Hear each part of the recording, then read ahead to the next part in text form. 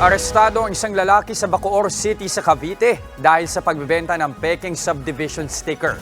Nasa frontline ng balitang yan si Dave Abuel.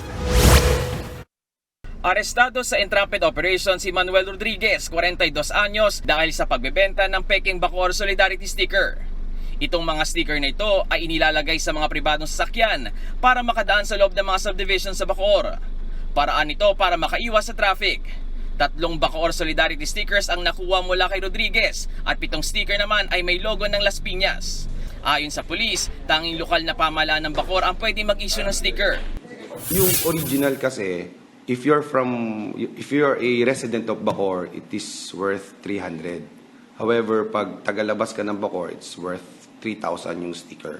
Dahil may kamahalan, may ilang motoristang bumibili sa mga nagtitinda ng peking sticker sa mas murang halaga. Yung pictures niya, picture, color, almost the same. However, yung original, I believe meron siyang RFID. Kaya medyo mas mahal siya. Depensa ng sospek, galing daw ang mga sticker sa kanyang kaibigan at hindi naman niya raw ito ibinibenta. Tinago niya lang daw ito at nataon lang na nasa motor niya nang suriin ng mga otoridad. Sabi ko legit daw.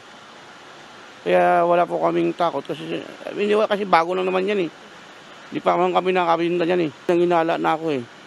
Sabi ko baka illegal to kasi nagtanong-tanong din ako. Sabi nila delikado yan kasi dapat galing munisipyo. Mahaharap si Rodriguez sa mga reklamong paglabag sa City Ordinance 255-2023 in relation to cybercrime law at direct assault. Babala naman ng pulis sa mga motoristang gumagamit ng peking sticker. Kung nakabili kayo ng peke, which is, I know, alam nyo na fake considering yung presyo. Remove it na po. Ayun pa lang. Rather than mahuli tayo ng mga guards natin, force multipliers and PNP na gumagamit and face the consequence of the law. Nagbabalita mula sa frontline, Dave Abuel, News 5.